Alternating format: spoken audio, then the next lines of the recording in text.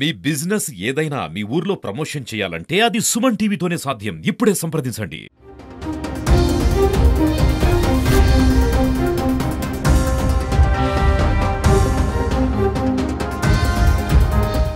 హిందువులపైన నోరు జారినటువంటి పాస్టర్ అజయ్ బాబు ఎర్రప్ప అనే అతను ఈ మధ్యకాలంలో హిందువులపైన చాలా విపరీతంగా నోరు పారేసుకుంటున్నాడు.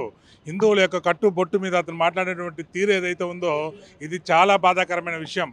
కేవలం హిందువులు ఏదైనా చిన్న మాట మాట్లాడితే హిందువులను అరెస్ట్ చేస్తున్నటువంటి ఈ భారతదేశంలో, ఈ హిందుస్థాన్లో హిందువుల్ని అవమానకర రీతిగా ఎంతో దిగ్భ్రాంతికరంగా వాళ్ళు మాట్లాడుతూ ఉంటే ఈ పాస్టర్ అజయ్ బాబు అనే అతని మీద ఎటువంటి చర్య తీసుకోకపోవడం చాలా బాధాకరం.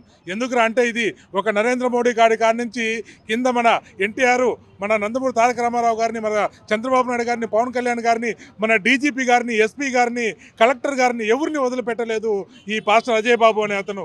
బొట్టు పెట్టుకునే ప్రతి మగవాడిని ఎంతో చులకనగా నీచంగా మాట్లాడినటువంటి ఈ అజయ్ బాబు అనే అతనికి ఖచ్చితంగా వెంటనే అరెస్ట్ చేసి అతను బయట రానియకుండా చూడాలని నేను ఈ ప్రభుత్వాన్ని వేడుకుంటున్నా. దయచేసి ఈ విధంగా కుల మతాల మధ్య చిచ్చు పెట్టే ఇలాంటి పాస్టర్లని ఎటువంటి పరిస్థితుల్లో ఉపేక్షించకుండా వీరికి అడ్డుకట్ట వేయాలని, వీరిని తక్షణం అరెస్ట్ చేయాలని నేను మిమ్మల్ని ప్రాధాయపడుతున్నా. హిందువు అనే ఒక ఐడెంటిటీ ఏమంటే బొట్టు పెట్టుకోవడం అన్నమాట.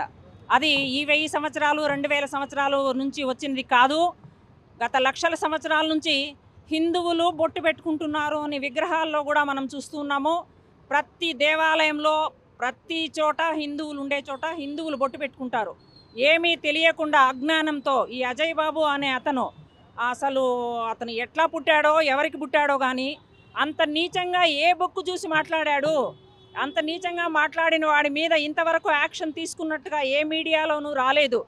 దయచేసి ప్రతి హిందువు స్పందించి ఈ యదవ అజయ్ అనే అతను ఎక్కడున్నాడో అతన్ని పట్టుకొని వంగదీసి కొట్టి వాడిని అరెస్ట్ చేసి హిందువులకి హిందూ మనోభావాలు దెబ్బతినకుండా ఉండేటట్లుగా కాపాడవలసిన బాధ్యత ప్రభుత్వానిది, పోలీసులది, హిందూ ఐక్యతది. దయచేసి ఈ అజయ్ అనే వాడిని బొట్టు పెట్టుకునేంత వరకు తరిమి తరిమి కొట్టాలి అని నేను వేడుకుంటున్నాను. జై శ్రీరామ్.